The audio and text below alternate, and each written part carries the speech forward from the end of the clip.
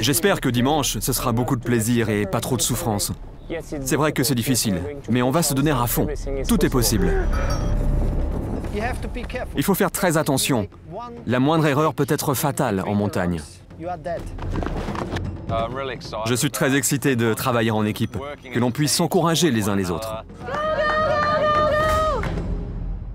Nous avons une course à gagner contre le soleil. L'an dernier, nous l'avons raté de 33 secondes. Mais il y a aussi la pression supplémentaire d'essayer de battre les autres équipes. On a tous notre montagne à franchir, littéralement. Ça vaut les brûlures, les douleurs, et même les jambes en feu le lendemain. 15h41, ce n'est pas bien long pour faire le tour de la montagne la plus haute de l'hémisphère occidental. C'est énorme. De souffrir et de se surpasser pour accomplir quelque chose. De pouvoir regarder en arrière et se dire « C'était dur, mais je l'ai fait ». C'est ça le vrai défi.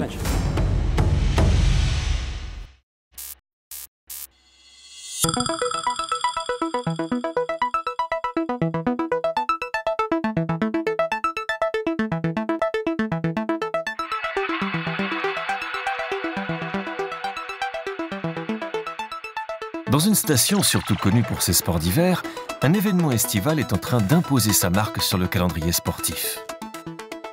À Chamonix, le jour le plus long de l'année voit s'écouler 15h41, du lever au coucher du soleil.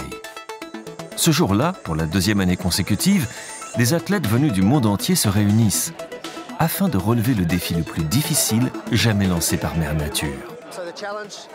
Le défi est simple, le soleil se lève à 5h44 et les athlètes ont 15h41 pour faire le tour du Mont Blanc avant que le soleil ne se couche.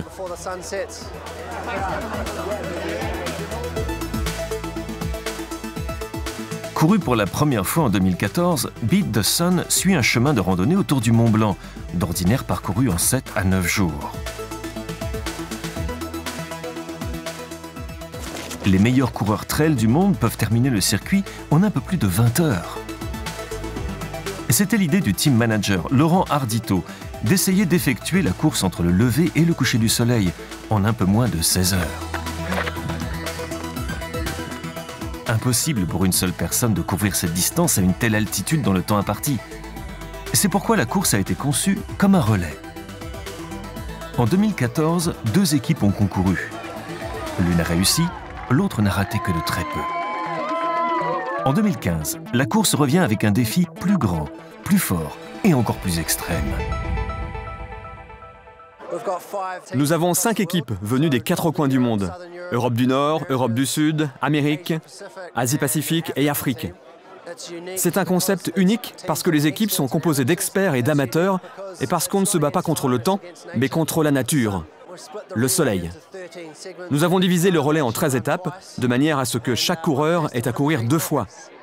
L'un d'entre eux courant même 3 fois. En chemin, ils devront passer de hauts cols, supporter des températures avoisinant 0 degrés Celsius.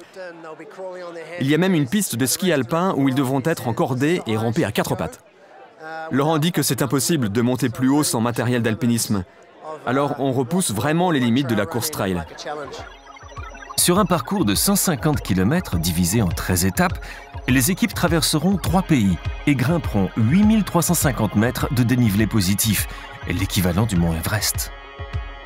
Mais comme beaucoup vous le diront, c'est la descente qui est le plus difficile. Ils devront négocier route, rochers, soleil et neige. Le jour le plus long de l'année, tout est possible.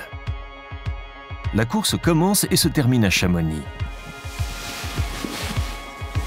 Habituée aux sports extrêmes, cette commune française allie l'ancien et le nouveau avec aisance.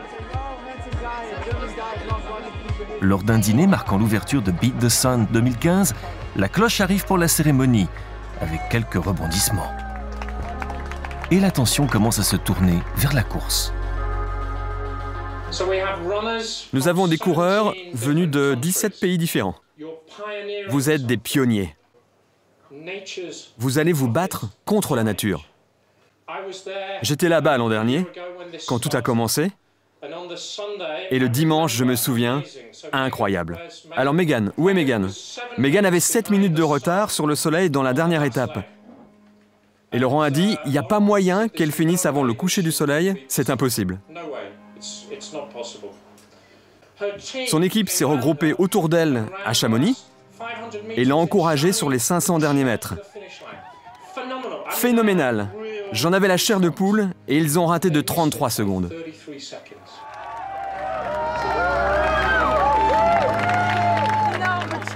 Vous courez pour les Amériques. Est-ce que vous allez battre le soleil? On fera de notre mieux.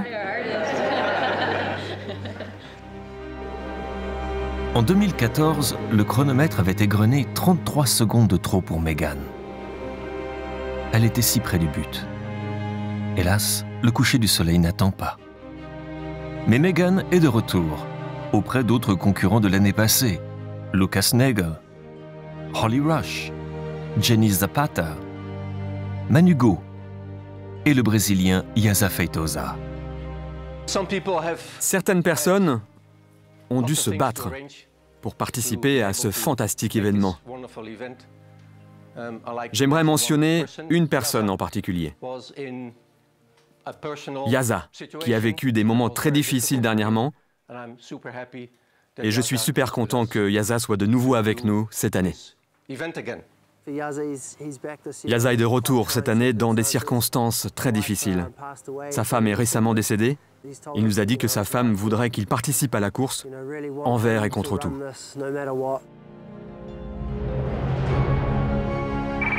Yaza courra pour l'équipe Amérique, aux côtés de Megan et de son compatriote brésilien Edmilson dos Santos, qui a 51 ans et le doyen de la course. Chaque équipe comprend 3 paires de coureurs, chacune composée d'un amateur et d'un athlète professionnel. Mais une seule équipe compte un couple marié. Le champion du monde d'Ironman Pete Jacobs est capitaine de l'équipe Asie-Pacifique, tandis que sa femme, Jamiel Jacobs, fait partie des coureurs amateurs. 2 Sud-Africains, un Marocain, un Algérien, un Kényan et un Namibien courent pour l'équipe Afrique, avec Johnny Young pour capitaine. Et il y a 2 équipes européennes. À la tête de l'équipe Europe du Nord, le trio pro Holly Rush, Lucas Nagel et le coureur d'ultrafond Christian Schiesta. Tandis que l'Europe du Sud a pour capitaine Emmanuel Go, remplaçant dans la course l'an passé. Et l'un des talents les plus précoces de la course de trail, l'Espagnol Genís Zapater. Et à la disposition de toutes les équipes si nécessaire, le remplaçant André van Dorp, venu des Pays-Bas. Passez un bon séjour à Chamonix. Ce ne sont pas des vacances, mais amusez-vous, soyez forts, vifs et battez-vous en équipe, dimanche. Ça va être une journée très longue, intense, difficile, mais aussi fantastique. Merci.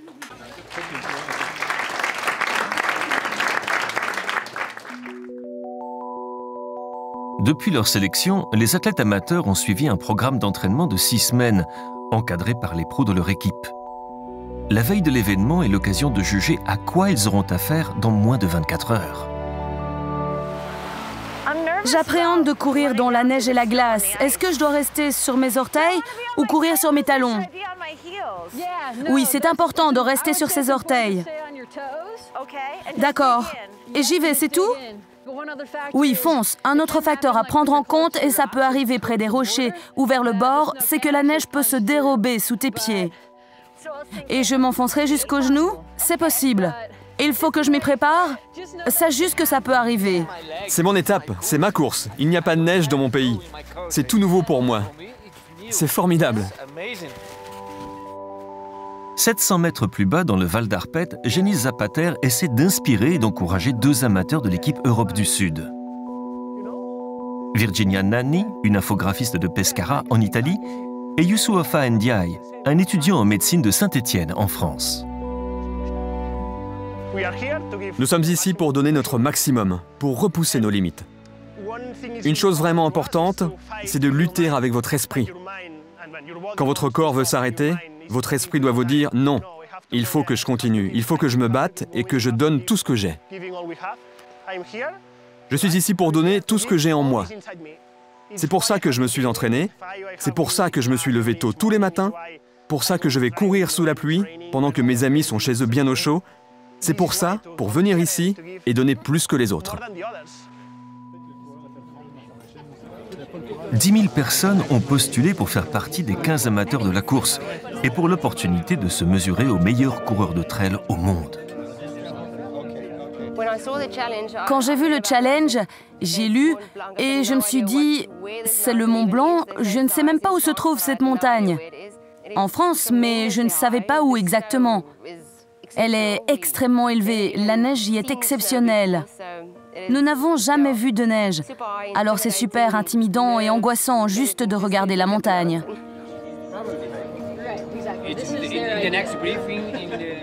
Le concept de cet événement est tellement cool, de pouvoir faire venir des gens des 4 coins du monde pour les mettre en compétition de 3 manières différentes, contre eux-mêmes, contre le soleil et contre les autres équipes. C'est vraiment, vraiment cool.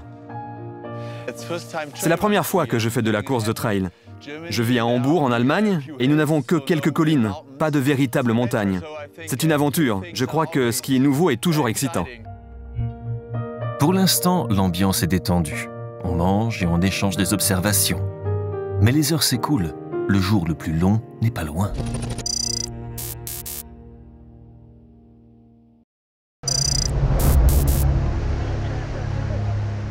L'entraînement est terminé. Nous ne sommes qu'à 3 minutes du départ. Vous devriez tous avoir vos cloches. Est-ce qu'on peut tester les cloches? Elles fonctionnent bien? La préparation est terminée. Tu appuies sur départ et ensuite ici. 5 équipes représentant les 5 continents sont prêtes à tenter de battre le soleil.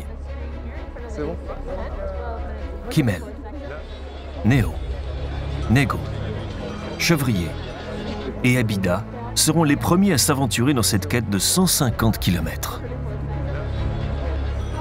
5, 4, 3, 2, 1. Il démarre vite.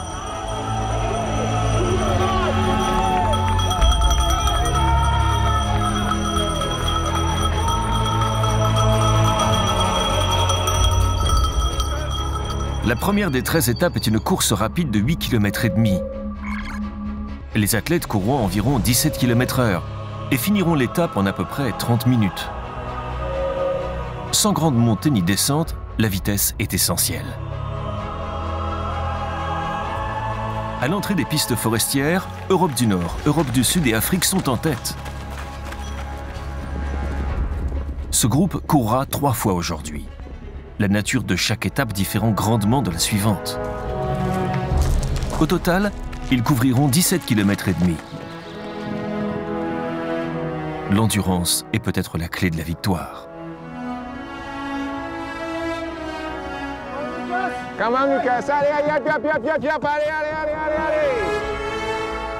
Laurent Ardito suivra la course toute la journée, créant un lien entre tous les membres du personnel de soutien. Xavier Chevrier et Abida Ezamzami enregistrent les temps les plus rapides de la première étape, couvrant les 8 km et demi en tout juste 28 minutes. Leur mission pour le moment accomplie, ils passent le relais à leurs coéquipiers aux houches. Où la confusion momentanée de l'équipe Afrique permet à Olga Garcia et à l'Europe du Sud de passer en tête. Une avance qu'ils conserveront durant les 4 prochaines étapes.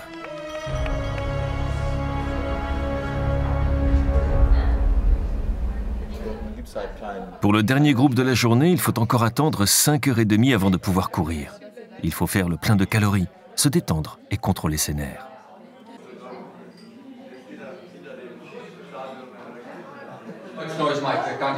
À Mission Control, Jacques Valentin et son personnel de soutien surveillent les progrès, gardent un œil sur les équipes, de la première à la dernière place. La piste, le terrain, ce n'est pas ce qui est difficile. C'est l'altitude, le manque d'oxygène. J'aurais dû venir plus tôt pour m'acclimater. Deuxième étape, et c'est au tour des amateurs de courir, leur première fois face au Mont Blanc. À plusieurs reprises pendant Beat the Sun, les athlètes se retrouveront à des altitudes de près de 3000 mètres. Les montées sont impitoyables. Les coureurs repoussent leurs limites physiques, certains avec plus de succès que d'autres. Maria Hunso de l'équipe Amérique n'est pas étrangère aux tests d'endurance. Ancienne capitaine de l'armée américaine et 9 fois coureuse du marathon de Boston, elle réussit le temps le plus rapide de la deuxième étape, 42 minutes. soit une vitesse de 4 km/h à l'heure, ce qui paraît peu lorsqu'on ne prend pas en compte la montée.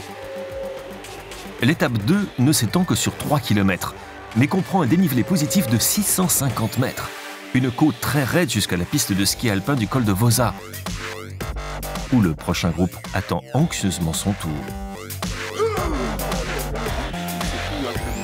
La policière espagnole Olga Garcia est la première à arriver et elle passe maladroitement le relais à Youssou N'Diaye. La prochaine, c'est l'Afrique. C'est l'Afrique. Suivant Olga de seulement 3 minutes. Non pas l'Afrique, mais l'équipe Amérique. Maria Husso permet à l'équipe Amérique de remonter de la 4e à la 2e place.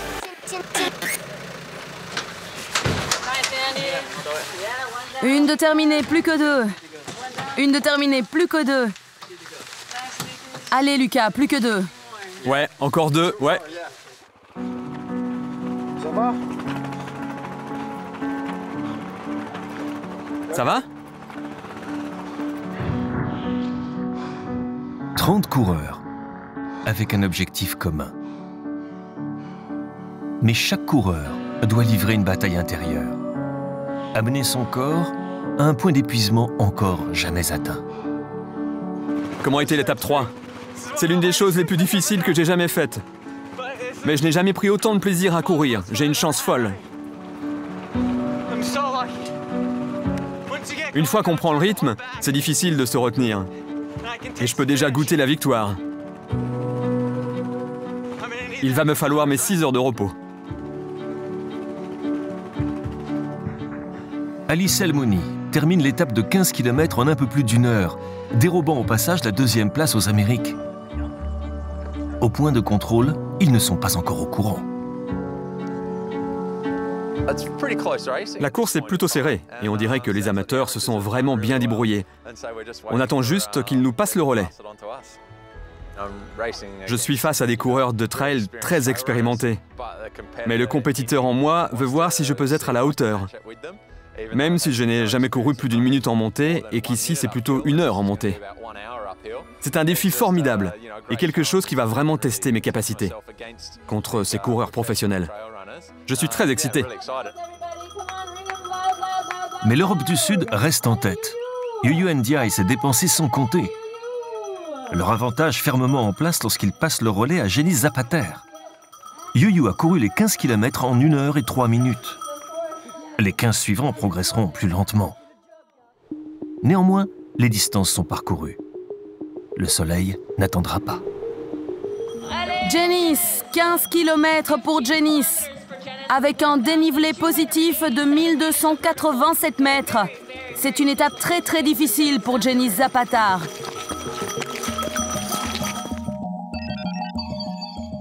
L'étape 4 est une course difficile de 15 km, à travers le col du Bonhomme. Ceux qui l'ont effectué l'an dernier savent à quoi s'en tenir. Je peux encore sentir l'acide remonter dans ma gorge. Je sais à quel point c'est dur. J'ignore si c'est une bonne chose ou pas. La course exige beaucoup des coureurs. Mais ils ne sont pas seuls à relever le défi. Que ce soit sur les pistes ou de retour au poste de contrôle, où leurs progrès sont surveillés et partagés avec toute la communauté.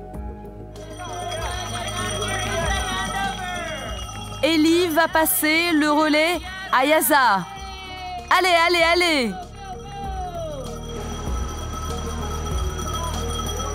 On découvre ses limites en les repoussant, et c'est une récompense en soi.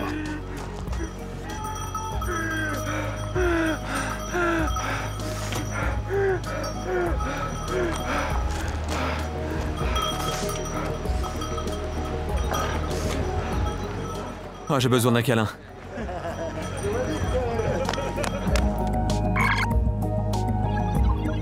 « 30 km dans la course, et toutes les équipes sont en avance sur le soleil. L'Europe du Nord de 16 minutes, l'Asie de 19, les Amériques de 23, l'Afrique de 31 et l'Europe du Sud de 36 minutes. Leur avance fluctuera au cours de la journée, mais peuvent-ils rester en tête? Gagner n'est pas tout, mais c'est évidemment ce qui intéresse la plupart des gens. Qu'est-ce qui se passe? On est juste à l'extérieur de Notre-Dame de la Gorge. Est-ce que Janice est en route? Il est en tête? Genès Zapater mène l'étape 4 de bout en bout. Courant 15 km et 1500 mètres de dénivelé au-dessus du col du Bonhomme en 1 heure et 38 minutes. Soit 2 minutes de moins que Pete Jacobs, le coureur derrière lui. Lorsque l'étape 5 commence, il a donné à l'équipe Europe du Sud 10 bonnes minutes d'avance. L'étape 5 est une autre étape pour les pros. Elle est définie comme technique, ce qui implique une multitude de terrains, de quoi donner du fil à retordre à tout athlète. Elle comporte une montée très raide, qui teste les poumons autant que la détermination, menant au refuge des Motets et au col de la Seigne. Elle culmine en une descente de 2 km à travers les plaines alpestres et une route de gravier vers le lac de Combal. Un parcours aussi éblouissant qu'exigeant. Emmanuel Go se positionne en tête pour l'Europe du Sud, mais ses concurrents ne sont pas loin derrière. C'est très serré entre les 4 premières équipes. 11 minutes d'écart, ce qui est bien. Surtout entre l'Afrique, les Amériques et l'Asie, seulement 2 minutes. Nous assistons à une vraie course. Les équipes Amérique, Afrique et Asie-Pacifique rattrapent tout leur temps sur l'Europe du Sud dans l'étape 5. La course devient intéressante.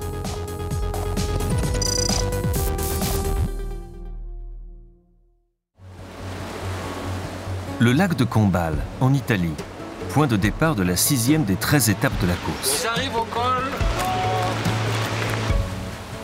L'Europe du Sud est arrivée en tête des 4 premières étapes. La coureuse amatrice Virginia Nanni attend son coéquipier, Emmanuel Go, qui est le premier à arriver au point de contrôle.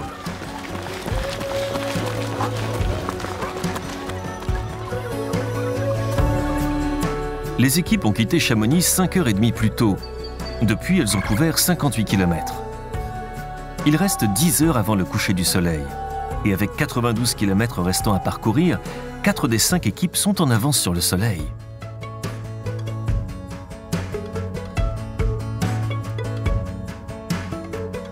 Les équipes sont composées de 3 athlètes amateurs et de 3 professionnels. L'étape 6 est une étape amateur. Leilani Schaefer d'Afrique a décroché sa place dans l'équipe lorsqu'elle a postulé en février dernier. Elle s'est montrée digne de cette opportunité en doublant Edmilson dos Santos de l'équipe Amérique en seulement quelques minutes.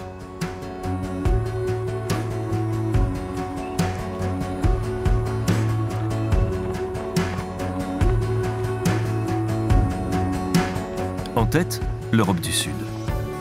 Emmanuel Go avait pris 9 minutes d'avance, mais l'Italienne Virginia Nanni est en difficulté et Leilani est en train de se rapprocher. Leilani termine l'étape avec 7 minutes d'avance sur son concurrent le plus proche, une moyenne de 17 km/h, contre laquelle Virginia, frappée de crampes d'estomac, ne peut rivaliser. L'avantage change de main pour la première fois depuis presque 6 heures.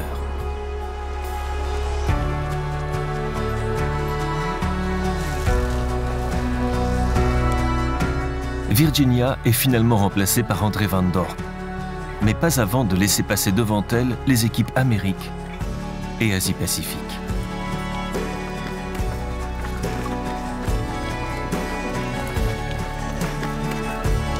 À Mission Control, on discute de la 2e étape que doit courir Virginia, la dernière étape de la course. Hey, comment ça va? Ouais, elle est out? Est-ce que ça veut dire qu'André va courir la dernière étape?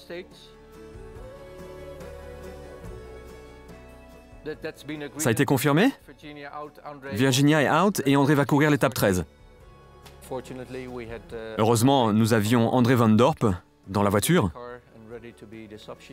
prêt à servir de remplaçant. Alors il va courir les derniers 1500 mètres de l'étape de Virginia jusqu'à Courmayeur et il prendra aussi sa place dans la dernière étape, jusqu'à Chamonix.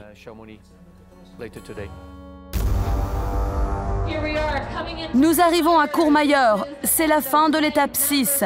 On entre dans l'étape 7 et les choses changent rapidement, là-bas dans les montagnes. Pendant longtemps, l'Europe du Sud était en tête, mais maintenant ce sont les équipes Amérique et Afrique qui sont au coude à coude. Le suspense est là et c'est très excitant. Leilani arrive à Courmayeur avec 8 minutes d'avance sur Edmilson et 43 minutes d'avance sur le soleil. Le temps joue en leur faveur, pour le moment.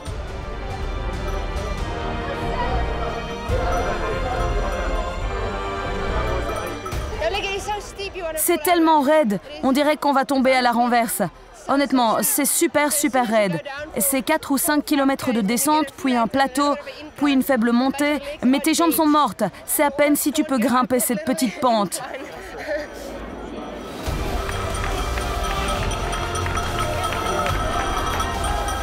Edmilson passe le relais à Megan Kimmel. Pour Megan et son groupe, cette étape marque la deuxième des 3 courses qui les attendent aujourd'hui. C'est ensuite au tour de Winston Hung, de Singapour, de passer le relais à Andy Neo. Le ton de la course est en train de changer. Les équipes sont vraiment au coude à coude. Les 3 premières places changent sans arrêt. Comme l'a dit Megan hier, et j'ai adoré, j'espère qu'il y aura beaucoup de dépassements, que l'on se verra les uns les autres. On est là pour s'encourager. Et c'est ça l'esprit de la course. C'est d'encourager. Et je crois qu'ils veulent franchir la ligne d'arrivée tous ensemble. Ils veulent battre le soleil ensemble. Évidemment, c'est très excitant pour nous de demander qui est en tête, quel pays. Mais je crois qu'au final, pour les athlètes, la véritable course est contre le soleil. Pour nous, c'est excitant de voir tous ces changements s'effectuer entre les continents. C'est vraiment cool.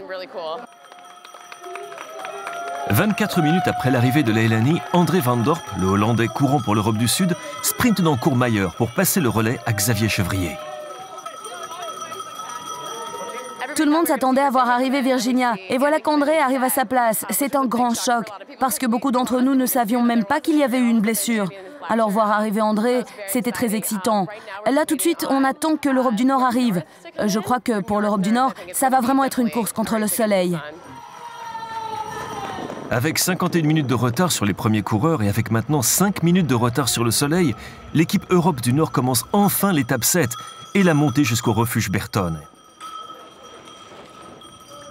Dans le ciel, Xavier Thévenard, gagnant de l'Ultra Trail du Mont Blanc 2013, est en route pour aller retrouver les coureurs au refuge. 2 ans plus tôt, Xavier a mis 20 heures et 34 minutes pour couvrir seul la distance de ces mêmes sentiers. Il sait exactement ce que la course réserve à nos équipes aujourd'hui.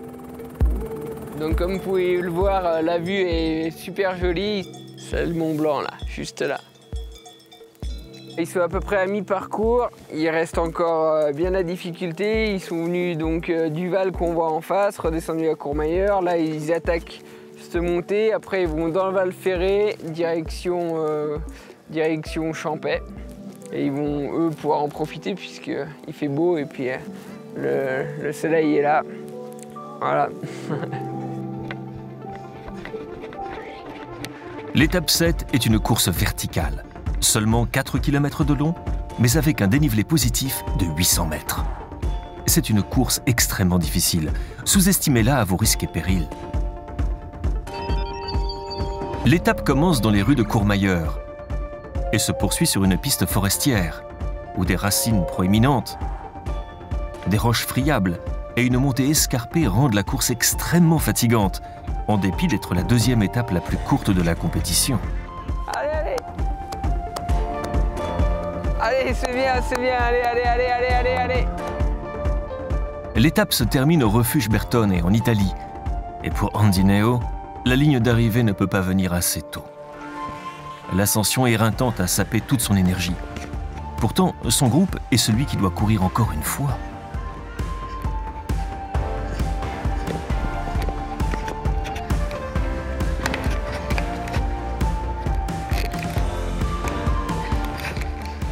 Neo passe le relais à Jamie Jacobs en 4e position, ayant perdu une place en faveur de l'Europe du Sud.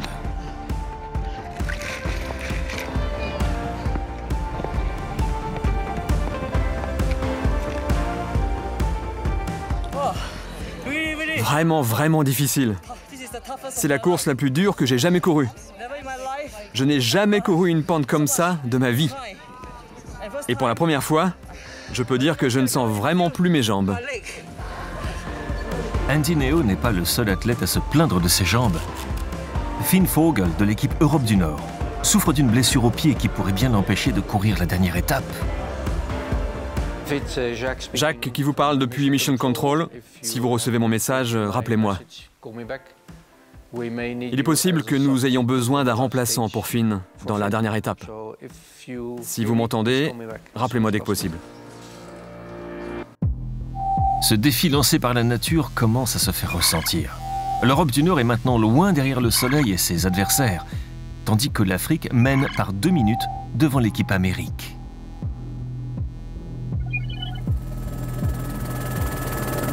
Ah, on voit maintenant tous les coureurs sur une section un peu plus rapide maintenant. Ok. Et on sait pourquoi on court quand on arrive dans des endroits qui sont occupés. La coureuse amatrice Maria Unso était la plus rapide dans l'étape 2 et elle répète son exploit dans l'étape 8.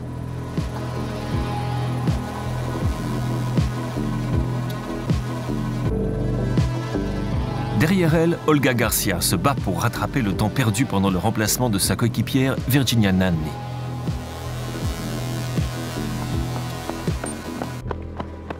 Malheureusement pour l'amatrice italienne, la course est désormais terminée. Comment ça va? Maintenant, c'est un peu comme si j'étais enceinte. Je crois qu'André, le remplaçant, va courir en 2e. Pas moi? Je ne crois pas. C'est ici que je m'arrête? D'accord. C'est pas grave. Oui, c'est bon. Tu es sûr? Comme ci, comme ça.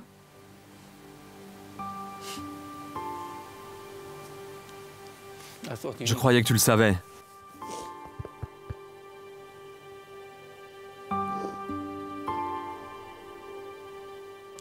C'est pour l'équipe. On fait ça pour l'équipe.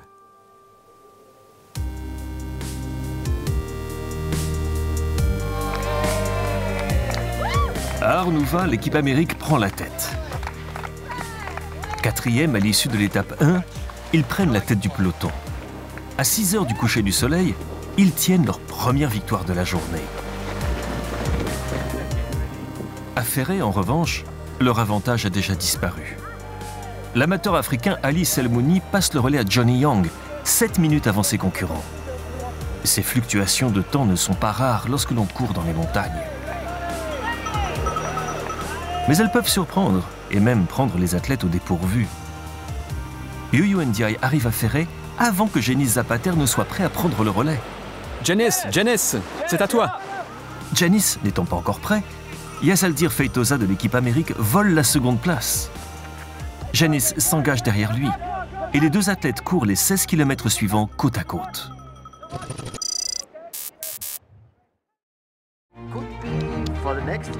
Il reste moins de 5 heures avant le coucher du soleil et les 36 km prochains décideront du sort des 5 équipes en compétition. 30 athlètes, un seul but: atteindre Chamonix avant que le soleil ne se couche. Les mieux placés à l'issue des 11 premières heures, les équipes Europe du Sud et Amérique, en tête, après avoir dépassé l'équipe Afrique dans l'étape 10. Les équipes Europe du Sud et Amérique sont au coude à coude à l'approche de Champex, avec 37 minutes d'avance sur le soleil. Derrière elle, l'équipe Afrique compte 26 minutes d'avance. L'équipe Asie-Pacifique juste derrière elle, tandis que l'Europe du Nord est en difficulté. 27 minutes de retard sur le soleil et quelques kilomètres difficiles en perspective. Pour ce groupe, le plus difficile est déjà fait. Tout ce qu'il reste à faire est de continuer de se dépasser jusqu'au bout.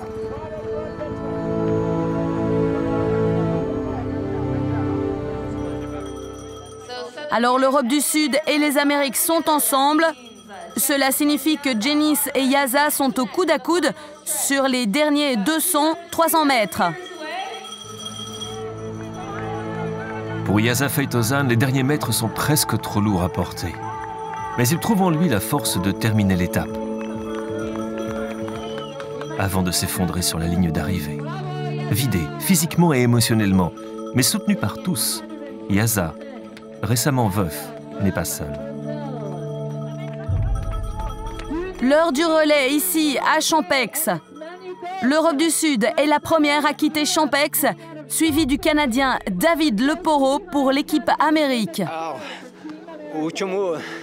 Ah, le dernier mois a été très difficile pour moi, personnellement. Et je voulais vraiment être ici. Ces gens sont très importants pour moi. Et cet événement est un tournant dans ma vie. C'est un événement qui, chaque fois que je viens ici, j'en tire plein de choses positives. Des choses que je garderai pour le restant de mes jours. Ce sont des choses qui vous marquent à jamais. Cette camaraderie, cette amitié que nous avons, moi et Janice, il est incroyable. C'est mon ami, mon frère. 31 km de course en une journée. Il va maintenant regagner Chamonix en voiture pour attendre l'arrivée des équipes. Vous pensez que c'est quoi? Il s'est tordu la cheville, alors le ligament est sans doute un peu détendu. L'étape 11 est la plus longue de la course et présente plusieurs montées et descentes très raides. Elle s'étend sur 19 km et devrait prendre un peu moins de 3 heures. La capacité des équipes à battre le soleil pourrait bien dépendre de cette étape. Le Canadien David Leporo est le premier à la fenêtre de l'Arpette, suivi de près par Manu Go. C'est un terrain technique. Un esprit et des pieds agiles sont indispensables pour gérer les roches friables et la côte escarpée. Mission Control regarde impuissant, tandis que Christian Schister se perd par inadvertance. Lorsqu'il atteint enfin la fenêtre de l'Arpette, l'Europe du Nord n'a plus aucune chance de battre le soleil.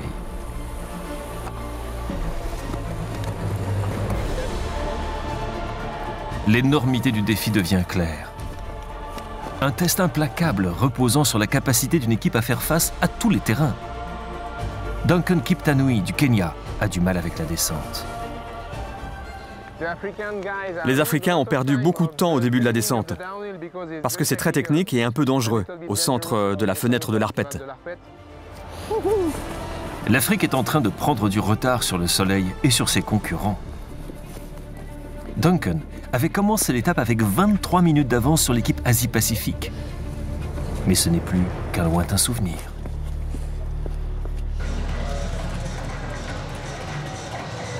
À 25 km au sud de Chamonix, les préparatifs pour l'after-party vont bon train. La journée a été dure, même pour les Ironman. Dès les premiers 300 mètres, quand j'ai vu comment ça commençait, je me suis dit, je vais pas y arriver. Mon cœur battait tellement vite, mais j'ai continué jusqu'à ce que la foule ait terminé. Mais comparé à l'Ironman, mes jambes me font tellement mal. J'ai dû marcher la plupart des 4 derniers kilomètres. Mes jambes étaient mortes. L'étape 11 a eu raison de l'Europe du Nord et a sévèrement entamé les chances de l'Asie et de l'Afrique. Mais à l'avant du peloton, la course bat son plein. Quand David Leporo entame l'ascension du col de Balme, l'équipe Amérique a 3 minutes d'avance sur l'Europe du Sud, à 2 étapes seulement de la ligne d'arrivée. Mais ce qui monte doit redescendre. Et il sera difficile de rattraper tout temps perdu lors de l'étape 12, une courte descente de montagne réservée aux pros. Et nul ne couvre ces 5 km plus rapidement que Xavier Chevrier. L'Italien court les 5000 mètres en 13 minutes. Quand on sait que le record du monde sur cette distance est de 12 minutes et 37 secondes, on se rend bien compte que ces athlètes sont, pour la 3e fois de la journée, en train de mettre les bouchées doubles.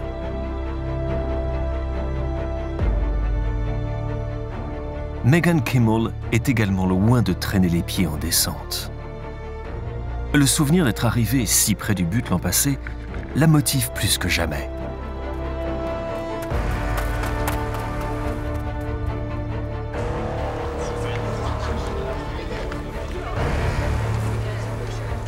Edmilson dos Santos attend Megan. Le remplaçant André Van Dorp attend Xavier. C'est 12 km de descente et j'ai de plus longues jambes. Alors, on verra qui est le plus rapide. J'ai vraiment la pression de tout faire pour que notre équipe, l'Europe du Sud, gagne la course. Megan arrive la première. Ayant établi son rythme dès le début de la course, il lui reste suffisamment d'énergie pour courir à fond pour son équipe.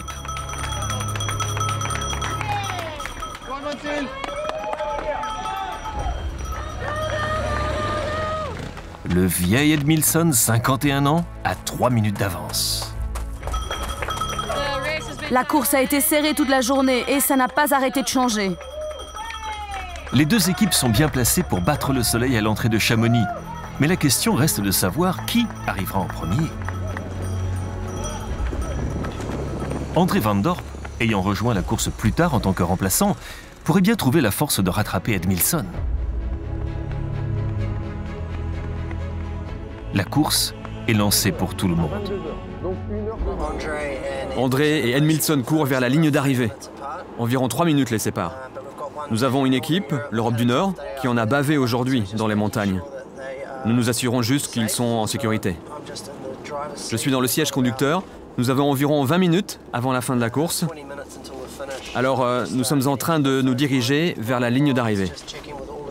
Laurent est en train de vérifier la piste, de vérifier l'éclairage, de s'assurer que tout va bien se passer. Près de la ligne d'arrivée, tous attendent, anxieux de voir qui arrivera en premier.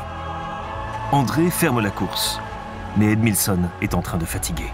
Le Brésilien doit puiser dans ses ressources et collecter tout le soutien possible pour remporter la course.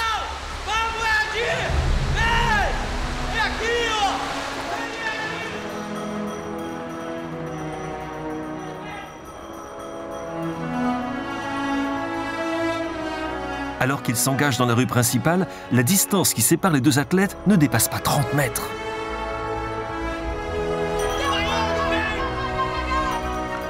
Dernière ligne droite. L'écart s'est encore resserré.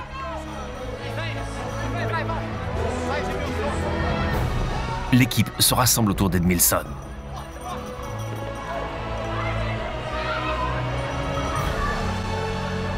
Tous se demandent s'il va tenir le coup et offrir la victoire à l'Europe du Sud.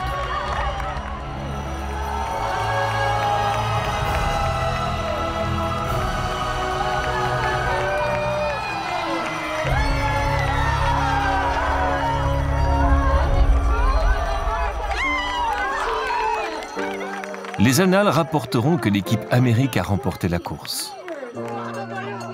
Mais en ce 21 juin 2015, il n'y a eu ni gagnant ni perdant. Juste deux équipes triomphantes, qui se sont dépassées et épaulées pour venir à bout du défi que leur a lancé Mère Nature. Le vieux guerrier, le Brésil, allez! Deux équipes ont battu le soleil. Je veux dire, c'est incroyable. Je ne pensais pas que c'était possible après l'an dernier. Après 150 km, seule une dizaine de mètres sépare la première de la deuxième place. Ils ont battu le soleil avec du temps à tuer, terminant la course 38 minutes avant le coucher du soleil.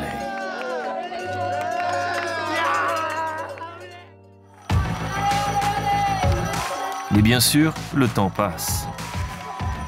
Trop vite, malheureusement, pour les trois équipes restantes. À 21h44, 19 minutes après le coucher du soleil, Winston Hung franchit la ligne d'arrivée pour l'équipe Asie-Pacifique.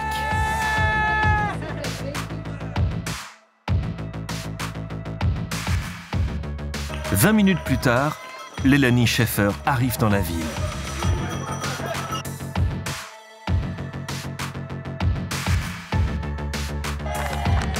En tête pendant 3 étapes, l'équipe Afrique s'est éloignée petit à petit, l'étape 11 mettant définitivement fin à leur rêve de victoire. C'était dur de voir dans la forêt. Et il n'y avait pas de lumière. Mais tout le monde a fait du super boulot.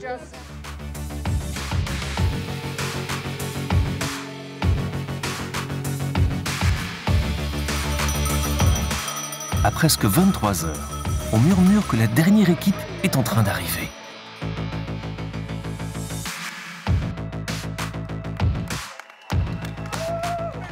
À un moment, tous pensaient que l'Allemand Finn Vogel ne serait pas en mesure de terminer la dernière étape. Mais rien n'allait l'arrêter.